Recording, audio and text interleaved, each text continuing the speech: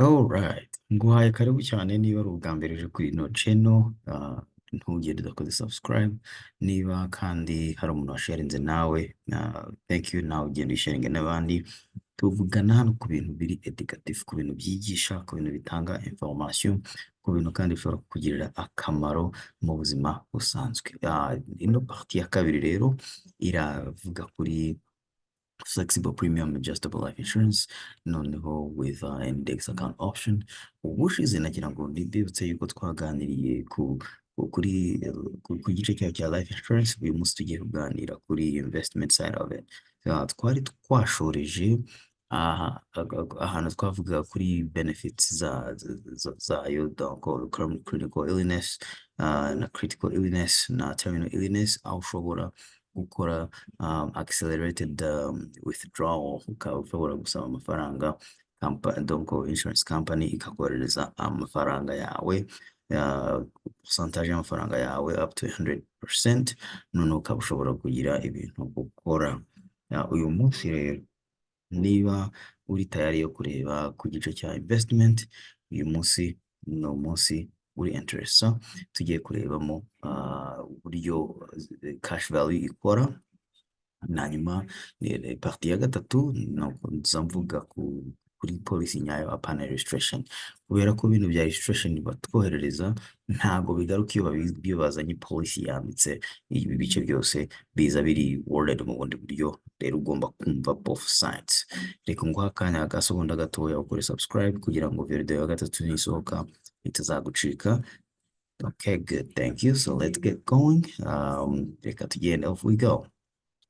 So uyu munsi rero tugiye kuvuga kuri cash value. Okay, cash value, remember, hari ibice bibiri, hari non guaranteed and unguaranteed. Okay, so policy specifically hari ibice bibiri bayishyize. So hari ibice bitatu ariko yishyura mu buryo bubiri. Hari igira base policy ifite interest rate, noneho ikagira n'amafizi agendanye nayo. Okay, so uyu ngubu icyo turi kureba hano, turi kukwereka interest ziri earned na ya cash value zawe. Okay, noneho hari ikintu ubundi cash value kiba muri cash value. Amafaranga barayafata bakayatwara kuko ni kontra, bakaya investinga agatrackinga index fund, yamara gutrackinga index fund bakagira amafaranga, donc return bagenera wowe investor, wowe beneficiaire. No kuvuga iki? No kuvuga ko muri case y'uyu mukiriya bayinvestinze muri S&P 500, muri global index na basic interest account. So noneho rero muri returns bagarantisa iyo bita floor na cap. Okay, babyita participant interest rate. So no kuvuga iki? Nubwo batwizeza ko na amafaranga batazata agaciro, ubwo nukuvuga ngo floor minimum guaranteed ni 0.75% muri no case.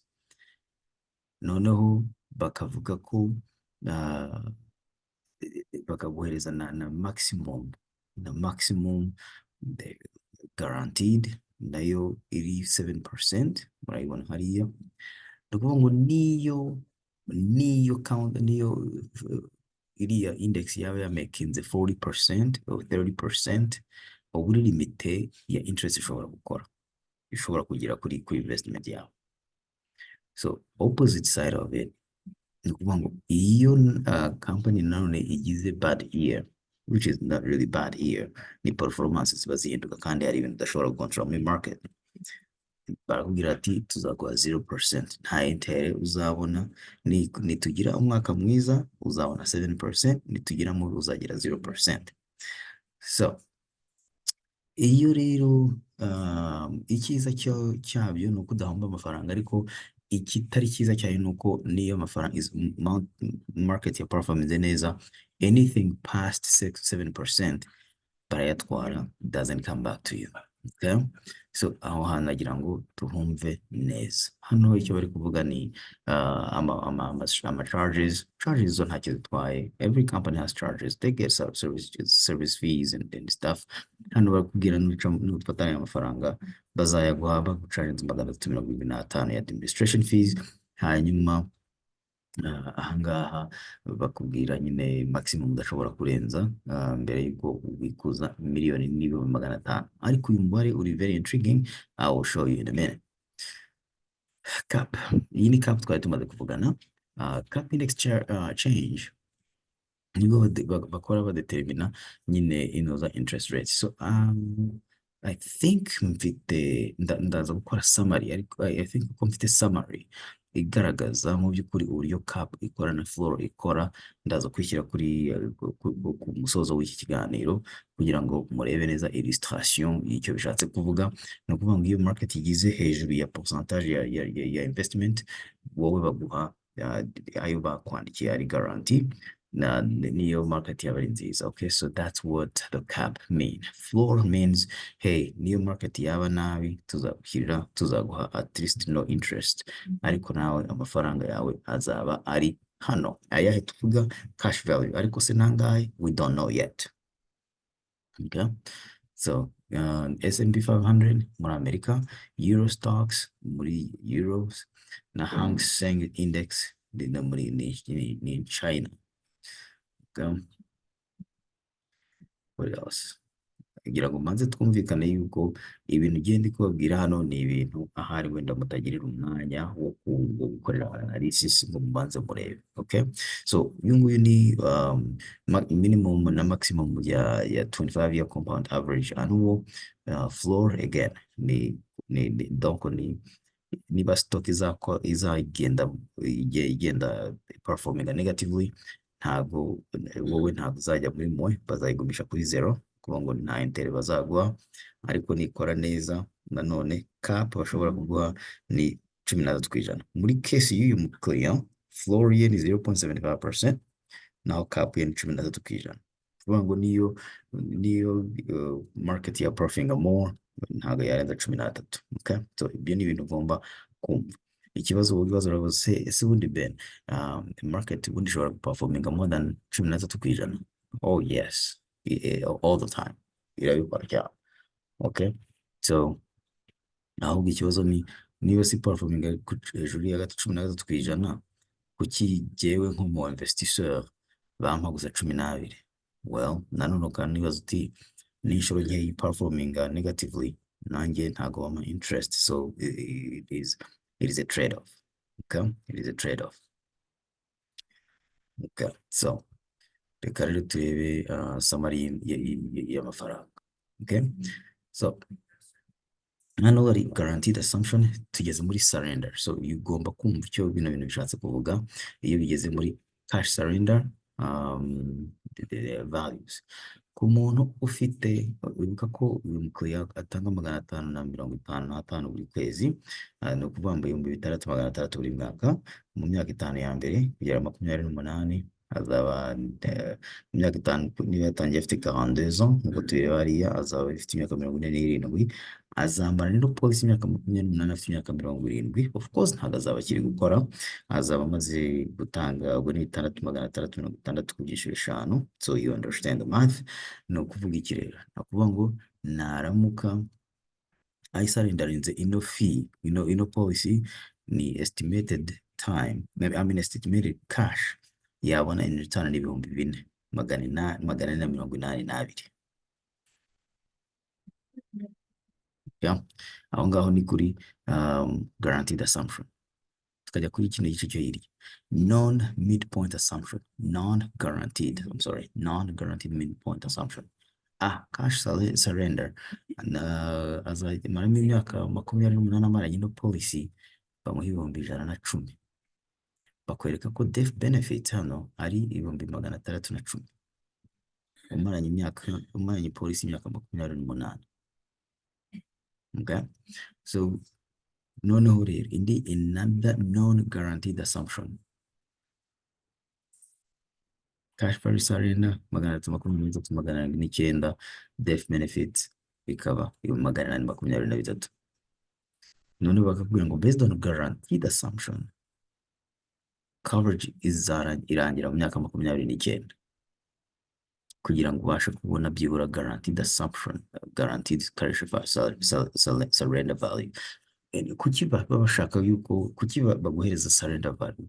Nuko barabizi yuko umunsi uzaba umwe cyangwa ibiri enough insurance ikaba ihenze kurusha uko wayitekerezaga, ubundi ukayiterminatinga kugira ngo ushake amafaranga agezemo. Ikibazo mfite, kuki namara na polisi imyaka 28 kugira ngo mbone 110? Mu myaka 28 ntanga 555. Ndabona igihe harimo ka keskusi, right? So gutanga $555 mu myaka 28 ukansubiza 4,482. Wanagira ibyago ugapfa bakaguha 500 nta nubwo biriya 482 bayaguha, kuko par definition bavuga ko umuntu beneficiaire abona the greater of, ni kimwe muri bibiri, ntabwo umuntu yatwara yombi. Okay, so ni nko kuvuga ngo wagiye kugura inkweto muri mall, ugeze imuhira ufunguye box usanga harimo urukweto rumwe. Okay, ariko kuri non guaranteed midpoint na coverage yarangira mu myaka 45. Ubuso umuntu ufite imyaka 42, mu myaka 45 azaba afite 97. Non guaranteed assumption, aho rero coverage will not terminate, ubwo ni hariya hanyuma bazamuha 823, ariko no kuvuga ngo agomba kuba afite imyaka 120 kuko ariko ino policy tubwira. Okay, here's a very very interesting point. Barabwira niba adashoboye kwishyura ariya 555, agomba byibura kwishyura amafaranga minimum buri kwezi ya 227 n'amasesi 50. Nkurikije imibare ntekereza ko bwari moitié yari, ariko ikibazo ni kwibaza ngo ino premium inagabanya face value, ngo nibigabanya face amount, then nabya 500 bibaye 220 na 250. Okay, noneho rero iyi mibare yose ikaba irahindutse, kandi ubwo nkurikije uko bari kubivuga, ubwo lapse of the policy yabiri void, ntabwo wawe ugomba kwemera kwirangira byibura mu myaka 20. So mu myaka 20 hano umuntu agomba kwishyura $427 kugira ngo policy itagira gute lapsinga. Okay, so ibi twabivuzeho bya interest twabirangije. So I want to show you this. Uyu client ari muri global index account. Okay, so nta mafaranga agiye muri basic interest account, nta agiye muri S&P 500, kandi tuzi ko tracking at the majority of the US stock market. Okay, so afitemo 100%, hanyuma nyuma y'100% akaba afitemo byibura guaranteed rate ya 0.75. Okay, so allocation muri kubona. So niba global index account iza performing more than that, amafaranga yose ari, you put your eggs in one basket. Okay, so imyaka ya mbere kugera ku myaka 8 azaba atanga 6,660. Cash surrender value, ureba hano iburyo, cash for surrender value 0. Ko mu myaka 8 ya mbere uramutse utanze ino policy, amafaranga bazaguha. That's very interesting, right? Reba amafaranga wohereza buri mwaka, mu myaka 8 ya mbere uzabyize 50. Nuramuka usubije iyo policy value izabaye 12,450, ariko wowe nta mafaranga bazaguha. Ku mwaka wa 9 ni 1,166. Interesting, right?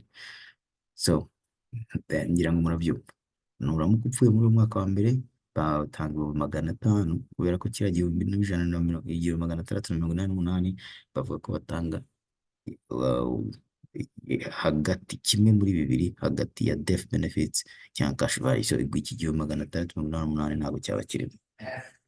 Okay? So mu mwaka wa 19 azaba agize imyaka 61, azaba ashyizemo investinze muri no policy ye ibihumbi 126 n'amadolari 540. Okay?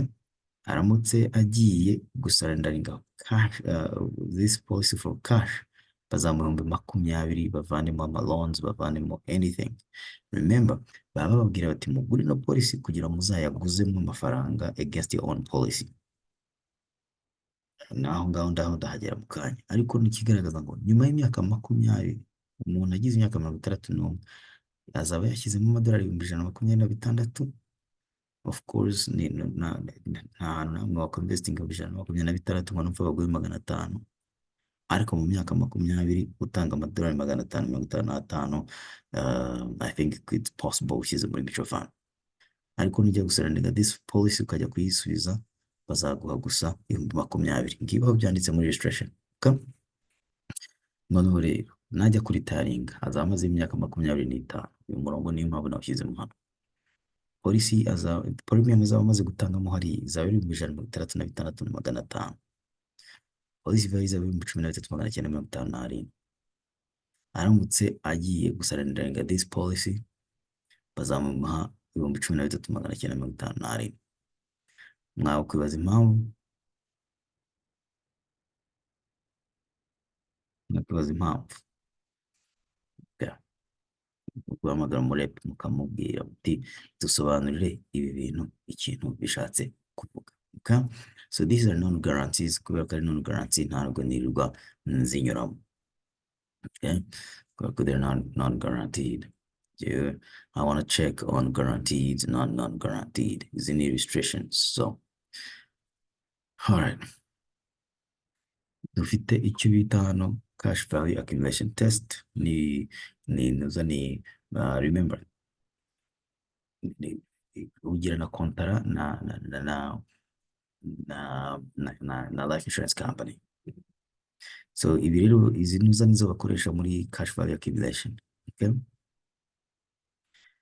So hano baratubwira yuko niba utanga 6,660 buri mwaka, uzajya kurangiza iriya contract cyangwa se kugira igeze ku myaka 120 utanze mu 228 $141 na 148 n'amasesi 97. Iyo niyo bita single net single premium. Okay? No lapse fee ni moitié yari. Okay? For the beneficiary, nuramuka umuntu apfuye ni 500 life insurance ku beneficiary, no kuvuga ngo mu beneficiary aramutse apfuye. Noneho hari ibyaye terminal inoza 3 living benefits ni 3 terminal illness, chronic illness, critical illness, aho doctor yandika akavuga ati uyu muntu asigaje amezi 6 ngo apfe. Icyo gihe ushobora gufata application ugasaba nyine amafaranga muri company, hanyuma bakazayakura muri iyo death benefits uramutse witabye Imana. Ubwo aba beneficiary bagafata asigaye, which is okay. Ariko aya mafaranga iyo yafashe muri buriya buryo aba aza nka income, so therefore it is eligible for taxation. Okay? Kubera ko aho yabikuje, so it might be taxable. Okay? So ikindi no gusaba umutax, umuntu gukorera tax akaba ari gusobanurira kugira ngo ubyumve neza.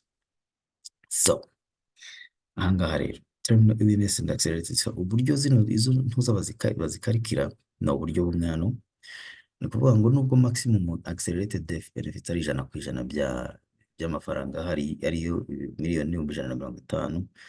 No, ni available death benefits or 1,150,000, whichever is less. Ntago bazaguha 1,500,000, bazaguha hagati ya death benefits iri available na ni 1,500,000, ariko kimwe muri ibyo kandi ari makeya kurushaho. So here is what that means.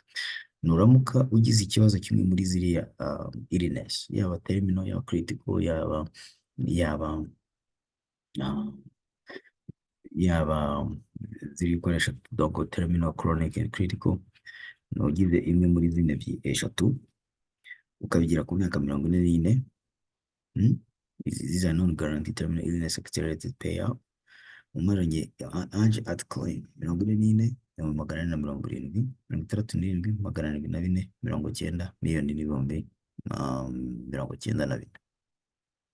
Okay?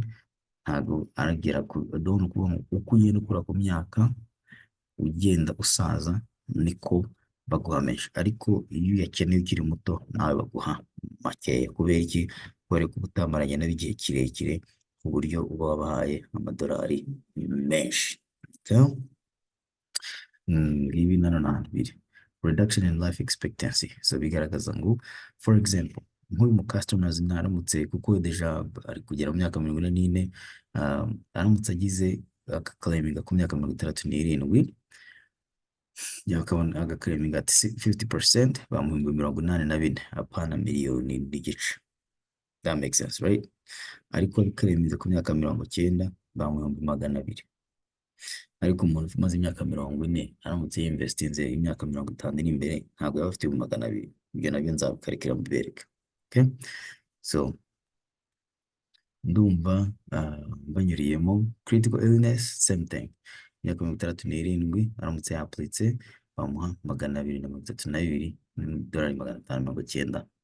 Hano barakubwira ngo ubwo face amount will be reduced by 450. Ukuvuga ngo noneho namara gupfa beneficiary bazamuha 50 gusa, kuko nibaguha beneficiary, nibaguha avance kuri iyo life insurance, sinzi niba ahandi mafaranga si bagaragaza aho bari kuyakura, ariko barakubwira ngo niba baramutse baguha 50% ya accelerated payout akaba ari 2,232 n'amadolari 596, bazahita bafata 500 bavane 450, polisi yawe isigarane value 50 gusa. Ubwo ngubwo bazaba ari baha beneficiary. Okay, so icyo ni ikintu a consider. So hano barakubwira ngo in general, the greater the reduction in your life expectancy, the larger the accelerated payouts. The less the reduction in your life expectancy, the smaller the accelerated payout. Barakubwira ngo uko ufite life expectancy yo hasi, niko n'amafaranga uko life expectancy yawe igenda igabanuka, niko amafaranga ashobora kuba menshi. Ariko uko ufite less, uko ufite uburambe buri kure, donc life expectancy, nta muntu n'umwe ufite ikaramu y'igihe umuntu azaviramo umwuka, ariko habaho estimate. Nibwo noneho rero badetermina niba baguha menshi cyangwa makeya. Nibyo rero twarebaga hejuru. Alright, so ndagushimiye rero cyane kuba unyuranye nanjye muri illustration. Ngiye kukusaba gukora subscribe. Ndakora video ya gatatu inyura muri policy, hanyuma no gukora subscribe. Iyo video niza ntizagucike, kugira ngo uzabashe kureba neza mu by'ukuri ese ibi ngibi biza bite byanditse muri policy, ese what does this mean. Ndakoresha urundi rugero rw'indi policy nanyuzemo, hanyuma turebe niba ahangaha hari icyo bisobanuye. Ubwo rero ndagushimiye kubera yuko witanze ukaba mukomeje kumenya ibitekerezo byanyu. Do not forget, I love you guys, kandi nizeye yuko duhurira mu yindi video. Ciao ciao.